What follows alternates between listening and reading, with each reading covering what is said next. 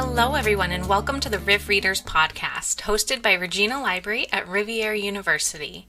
I'm Katie McFarlane, and I'm the Research and Instruction Librarian here. If you haven't signed up for our Riv Reads virtual book club yet, we'd love to have you join us over on Canvas. You'll find a link in the episode description. This episode, we're chatting with Nicole Loring. So, Nicole, if you wouldn't mind just sharing a little bit about who you are and what you do for those who don't know you. Yeah, hi. So I am Nicole Loring. I am the assistant professor of political science here at Rivier. I also teach history and I dabble in sociology. I also teach a sports studies class here. So I have a lot of different subjects that I am interested in. I teach classes on women in politics. I teach classes on elections. I teach a class on China, on sports and politics. I teach a class on propaganda and conspiracy theories that everybody likes. I was going to say that's a very popular class. It's a very popular class, yeah. And unfortunately, I keep hoping that it's going to become less relevant, but every semester it is more important than it was the last semester. So one of these days I'm hoping that we won't need it anymore, but for the time being, I'm busy with that. Wow, so yeah, really broad range of different topics. Yeah. So we're gearing back up for the start of the new semester. What are you working on right now? Yeah, so I will be teaching, of course. I'm teaching classes this semester on U.S. government, some history core classes, as an intro to sociology class, and I also have a class on globalization and democratic transitions. So a class about dictators and democracy and countries moving from dictatorship to democracy or going back from democracy to dictatorship. So we're going to be having a lot of interesting conversations about lots of different countries. I also, in terms of research right now, I have the beginnings of a research project on elections in Myanmar. My PhD is in political science, and my specialty is Southeast Asian politics, especially Myanmar. So the country of Myanmar, which is in Southeast Asia, near Thailand, Cambodia, all of those places, has a long and tortured history with democracy and dictatorship. And so I have a project in the works. They are currently under a military regime, and the military regime keeps saying they're going to have elections, but those elections keep getting delayed and pushed back, which is pretty par for the course. So working on a paper about that. And then I also have a book chapter that I'm starting on, a group of us. We're writing a book about depictions of terrorism in children's media. So like, how do television shows or movies or books, like young adult books, deal with terrorism? So like, someone's writing a chapter about the Hunger Games, someone is writing a chapter about the most recent Batman movie, and I'm writing a chapter about Avatar: The Last Airbender and also The Legend of Korra. So those television shows, early 2000 for Avatar: The Last Airbender, how were terrorists depicted? Because it's a children's television show, but the whole plot is about terrorists. So how do you show that to children? How do you package that message? And then what does it say as a form of propaganda? What are we learning about how people are being raised or how people are being socialized to understand what is a terrorist? What is a worthy cause? You know, there's that saying, one man's terrorist is another man's freedom fighter. So in children's media, how are we depicting the freedom fighters versus the terrorists? So, wow, that's really interesting. Yeah, I'm excited about that one. So, and I feel like I might have asked this of you before, but what got you interested in Myanmar? What happened was I had a school project and I was supposed to write about a country in the world. It was for I think it was 7th grade social studies class. Oh, wow, going way back. Yeah, way back. Yep. I pick one thing and I commit to it. So so I had this research paper, and I grew up in New Hampshire. So I'm, small town New Hampshire kid, hadn't traveled much outside of the country. And this dates me a little bit. And it also might say something about my taste in music, although I will say I was in 7th grade at the time. So cut me some slack. The U2 album Walk On had just come out. And the title of the album, and then also one of the songs on it, is dedicated to Aung San Suu Kyi, who is the leader of the National League for Democracy in Myanmar, which in the 80s and 90s was a political party that didn't actually have any actual political power, but they were essentially challenging the military. The military had taken over politics in Myanmar in 1962 and had held on to politics and power for a couple of decades. And then this young woman and some other political leaders start pushing for democracy. And she ends up in house arrest as part of her rebellion against the military regime. So I, in 7th grade, wrote a paper about that. And it was pretty eye-opening for me. I mean, I interviewed people about it, like talking to people who lived in Myanmar or who had fled Myanmar about their experiences living under a military regime. It had never occurred to me as a child that people, maybe their governments would hurt them on purpose. So that was very intriguing to me. So I just kind of filed that away after that. I graduated, high school. I went to Syracuse University, go Orange. And in my very first semester, I took an international relations class. And the project in that class was we had to pick a country. And Syracuse is a much larger school than Riv. So my international relations class was like 200 people. And so we each had to pick one country. And so the math works out that like you're probably going to be competing with other students for your favorite country. And we're supposed to represent the country in our class discussions and then also write a big project at the end about essentially acting like we were a diplomat, a representative of the country. Okay. So almost like a model UN. Yeah, kind of like model UN, saying like, here's what my country thinks about climate change. So I strategically decided I would pick a country that I knew no one else in the room would know about. So I picked Myanmar. And so the project you already knew something about. I already knew a little bit from that middle school project. And so I got my first choice because no one else wanted to do Myanmar. And I was just hooked from then because I was like, I got to figure this place out. So I graduated from Syracuse. I went on to Northern Illinois University, which strangely enough, NIU has the only Center for Burma Studies in the United States, even though it's in DeKalb, Illinois, which is in the middle of a cornfield. But I did my master's and my PhD there. But yeah, that's how I got hooked on it. And it's neat how it's all kind of like tied together too. Yeah. And goes back. Well, so getting into books and reading, I wanted to start out asking, do you have a favorite quote from a book? There's a lot of good excerpts from books that I like. The first quote that came to mind, though, is Ralph Waldo Emerson from Self-Reliance. A foolish consistency is the hobgoblin of little minds, adored by little statesmen and philosophers and divines. I've liked that since I read it in high school. Essentially, I take it to mean that being consistent is not always a good thing. It doesn't always make you smarter to stay consistent with your worldview, your politics, the way you understand things. It's essentially a trap that if you say, well, I've decided that I am this political party, or I've decided that I see the world this particular way, to stay consistent in that when you're being faced with evidence against it is actually a trap, that you're not trying to broaden your worldview or trying to question yourself more. So I would say that's probably my favorite quote. Ralph Waldo Emerson is not really my favorite author, but I do like that quote in particular. So that's okay. You can like one quote by another. Yeah, pick and choose. You pick and choose what you like. Yeah, exactly. Well, which book would you say has had the biggest impact on your life? There's books that make a difference for you in your personal life. There's books that make a difference like in your career. One book that I'll maybe point out as one that was important, I'm thinking more in the career, like academic side of things. Contentious Politics by Charles Tilly and Sidney Tarrow was probably the most important book I read in undergrad. My political science advisor, I took a number of classes with him, and one of the books that we read in a class that was essentially about political conflicts, like why do people get into conflicts with each other? What do those look like? Sometimes they're wars, sometimes they're, governments cracking down on people. The book is written by Charles Tilly, who's a political scientist, and Sidney Tarrow, who's a sociologist.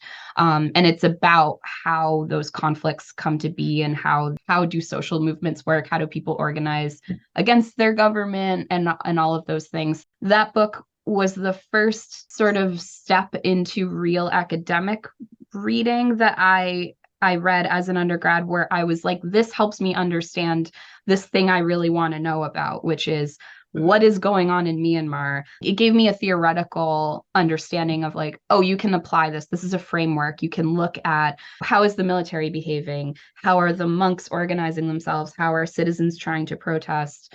It was the first time that I read a theory in a book and could immediately think, oh, I've seen this in real life and apply it. So that was the first like baby step towards what would eventually become a PhD of, reading a theory and being like, oh, I can apply that. I understand where that would go in real life. So I'd probably shout that book out. That's an important book, I think. That sounds like a really cool interdisciplinary collaboration too. You Mm-hmm. mentioned like between a political scientist and a sociologist, so that it Yeah. can kind of have that broader and the smaller level worldviews and bring Yeah. those together. And I mean, as it's probably clear from my bio, I'm a very interdisciplinary person. I don't really believe in keeping the disciplines separate from each other. History ends at some point and political science takes over. How am I supposed to explain the politics, right? That like we have to understand the history. We also have to understand the sociology. We have to understand the fact that the Saffron Revolution was led by monks. Well, what is the sociological role of monks in Myanmar? You can't just treat them as separate things. They all niche together. So understanding humanities and social sciences and different disciplines to understand real world empirical problems, we have to be willing to work with historians or sociologists or political scientists. We all have to be able to, at least talk to each other sometimes. Yeah, because it's a very like tangled web that they're Yeah. all weaved in. Right. Do you have books that you recommend to other people? Yeah, so I have two that I thought of right away. My students probably are already aware of this, but I have sort of dark taste in topics. I read about propaganda and conspiracy theories and dictatorships. And so sometimes my area of focus can be depressing or dark. I get that. So with that being said, one of the books that I really recommend is The Indifferent Stars Above by Daniel James Brown. It is a really good account of the Donner Party and what happened to them, like very detailed. How did the Donner Party end up in the position that they were in? So Daniel James Brown has written a number of other nonfiction books. I don't know if he's like an academic historian. Right. So it's like, it's a history book, but it's not necessarily like a dissertation on the Donner Sure. Party. More It's a like a little bit popular more like, history. yeah, like you could buy it probably in an airport, but it's really well written. It has super interesting details about what life was like on the Oregon Trail, right? Like what did people experience? What were the dangers? Like setting aside what the Donner Party went through, what were like the everyday problems that had to be solved, even down to like the details of what did people have on their wagons? Like what would you bring and what would you pack? Oh, And then wow. how would those things be helpful or not helpful? In the Donner Party's case, they were mostly not helpful. Mm-hmm. But it's great. It's really well written. So I really recommend that one. And then the other book that I recommend, which is also depressing, is The Last Traverse by Ty Gagne. Ty Gagne is a local New Hampshire. I think he lives up in like Thornton or Conway or something like that. He's written two books now. His day job is he's a risk analyst for maybe an insurance company or something, but he's a hiker, and I also hike a lot. And so his books and his sort of side project is writing about like people getting lost or hurt or having to be rescued in the White Mountains of New Hampshire, and sort of as a risk analyst talking about what happened. And you can see kind of a theme with The Indifferent Stars Above and like this analysis of how did the Donner Party end up at Donner Pass, and also The Last Traverse, which is about two men who went out on a winter hike of the Franconia Ridge, Little Haystack, Lincoln, and Lafayette, which is a very popular hike, but it can be very dangerous in bad weather. And they picked a very bad weather day to do it. And there was this phenomenal rescue that happened and tragedy. It's again very well written, very compelling. It's a page turner. It came out 3 years ago, I think, and I now read it at the start of every winter hiking season. Right before we start going out on the trails, I pick it back up and read it just to remind That's a myself. good reminder. Yep, good Yeah. reminder of what to do, what not to do, and how to be careful. Well, and isn't New Hampshire one of, I don't know if it's one of the few places, but I know that don't they charge people if they for the cost if they have to rescue them? Yeah, so the laws in a lot of states are that if you are like out in the woods and you need to be rescued, there's some group that has funding from the government that will go help you, and like that's the end of it. New Hampshire doesn't fund a lot of things because, live free or Live die. free, yeah. Yeah. So New Hampshire Fish and Game has a budget, but their budget is mostly funded through fishing licenses and hunting licenses. Right. And they pretty much rely on volunteer efforts. The conservation officers from New Hampshire Fish and Game also go out on rescues, but yeah, a lot of it is volunteers. And in New Hampshire is one of the few states where the laws say if you were reckless, they can charge you for the cost of your rescue. So there was just recently an example of that. A couple of young people went rock climbing, up by the Watcher, which is kind of this cliff area that is where the Old Man in the Mountain used to be. Mm. Yeah, a couple of kids, they didn't have ropes. They didn't have like water or food, and they Oh, just were like, let's see how high we can climb.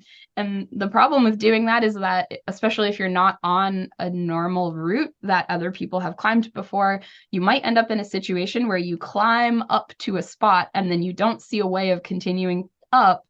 And you also don't can't get think you can down. safely get down, like if you have Yeah. a rope attached to you. Oh, So they had to be rescued. Those two got billed for the cost of the rescue.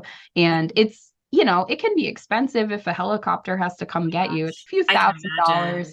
I don't Yeah. remember what that those two people got charged. So it's not, if you go out and you're well prepared and you roll an ankle, New Hampshire Fish and Game is not going to give you a bill because, stuff happens. You can get hurt. They're going to come rescue you, but they will bill you if you were reckless. That makes sense. Yeah, but you don't want to be in the position where you have to be rescued at all. So, Right. yeah. What book or series would you love to see turned into a movie or TV show? Yeah. So the rest of my answers for these questions are going to be kind of related to the topic we're already talking about. Sure. The Last Traverse by Ty Gagne 100% should be turned into a movie. Ty Gagne wrote a short story a while ago called Footsteps in the Snow, and it got turned into a movie. The movie was bad. It was not a very good movie, but I watched it anyway because I like Ty Gagne. So Footsteps in the Snow is about a woman who goes on a hike in New Hampshire on Mount Washington. As she's going up, she decides it's time to turn around because the weather's bad. As she turns around, she sees footsteps in the snow, and she's like, no one else should be up here right now. And she follows the footsteps, and there's a man who is like about to die. And so it's about her trying to get him off the mountain.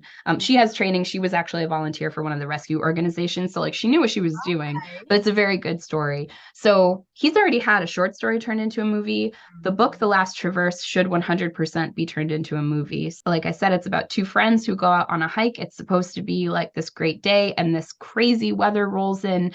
There was forecast for it, but the forecast can change. So I think Right. the timing, they didn't realize the timing was going to be earlier. And they make a heroic effort to keep themselves alive. The book does a tremendous job of detailing the experiences of the rescuers. Mm, So you also have like cutting away from the men on the mountain trying to survive. You also have people who are getting the helicopters ready and like trying to find them on the helicopters and doing a rescue in 120-mile-an-hour winds where they're hovering a helicopter and trying to land. It would be such a good action movie. So that's my vote. yeah. I even have casting ideas. So if any directors want to reach out to me, I could give you some suggestions for like what actors I think would be good in what roles.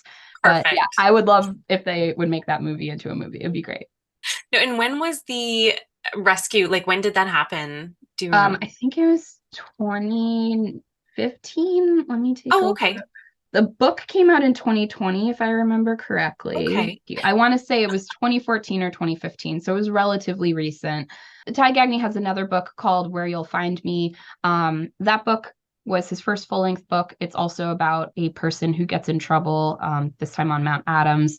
That book is a lot more of a little bit of like piecing together from clues because unfortunately that hiker died. So we don't have her account of what happened. We don't know what happened.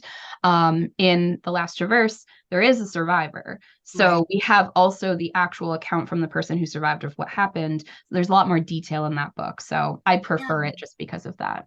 And he also like interviewed the first responders and Yeah, interviewed the first responders, interviewed the survivor, even getting into like interviewed the doctors who treated the person because I think he was the man who survived was one of the coldest hypothermia victims that they've ever been able to bring back. Wow. So it's great. You should read it. It's really Sounds good. incredible. I can lend you my copy if you want to read it. You just need to give it back to me by December 1st so I can, read it in time for winter to start. Into the season. Yeah, exactly. So how much, you mentioned that you do a lot of hiking. Do you have like a yearly kind of like quota that you set yourself or goal?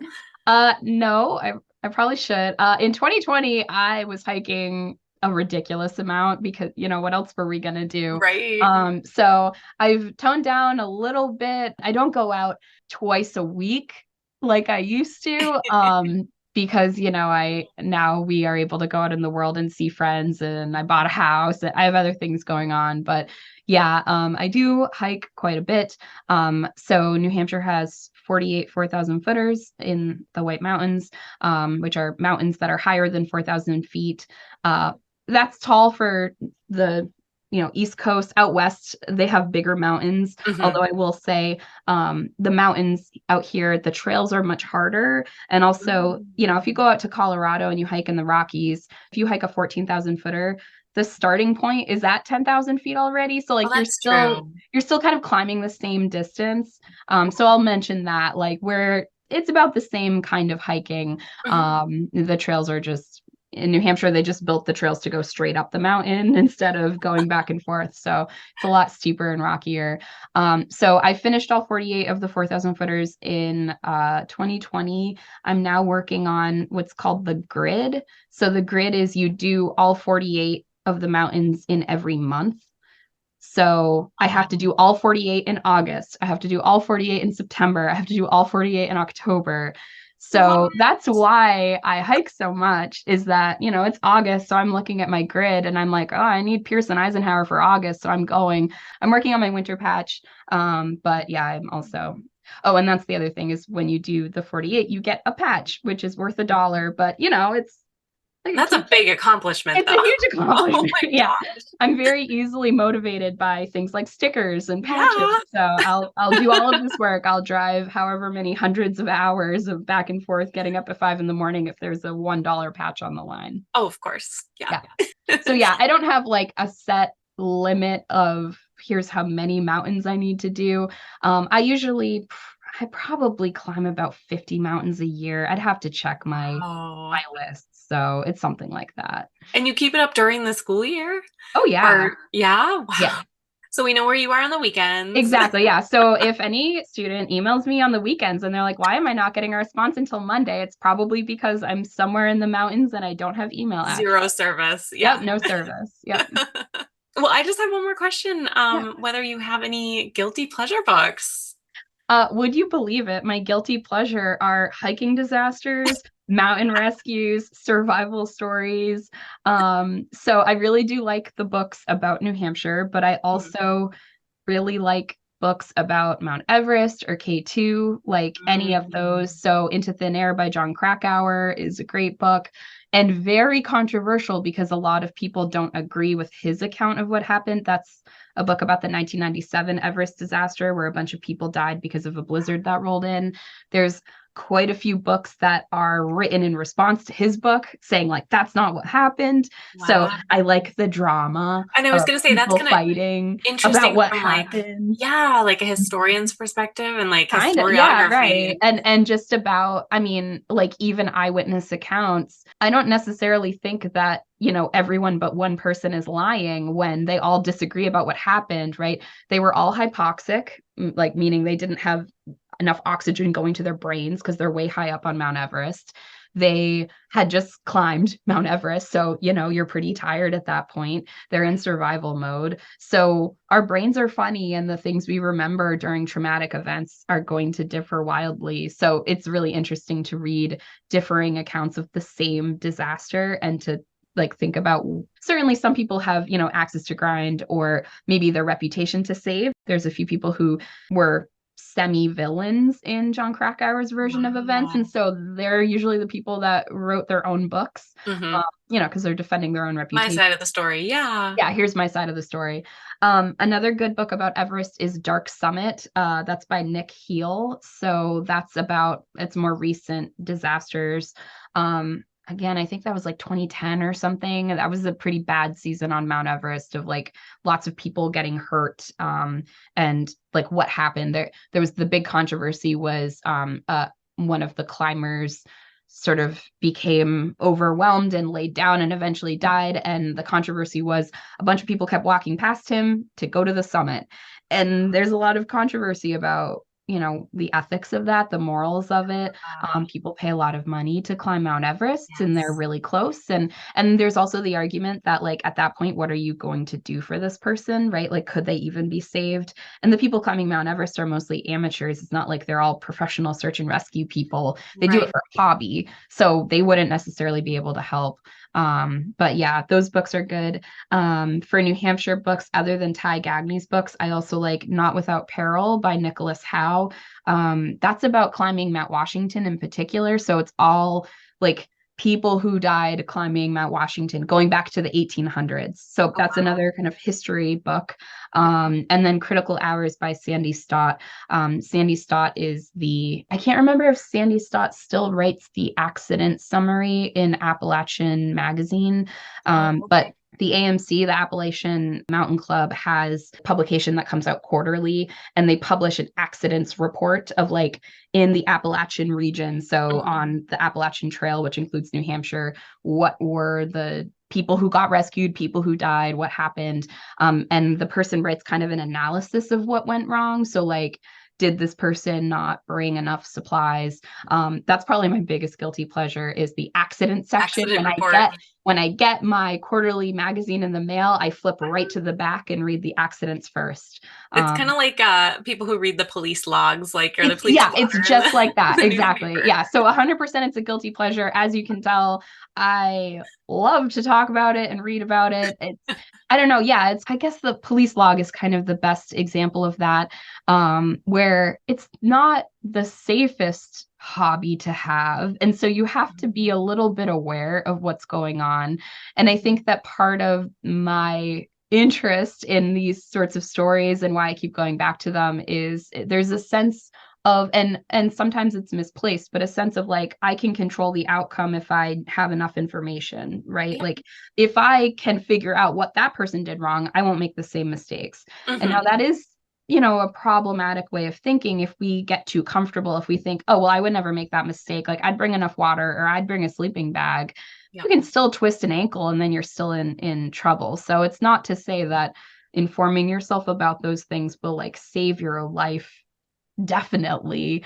But yeah, that's definitely my big guilty pleasure is reading about sort of disasters in the mountains, and especially ones that are close to home, like mountains I know really well. And I follow the news, so I usually am aware of all of the rescues that have happened. Some of them get a lot of press attention. So yeah, they tend to be pretty well known in the hiking community by the time it comes out in the publication.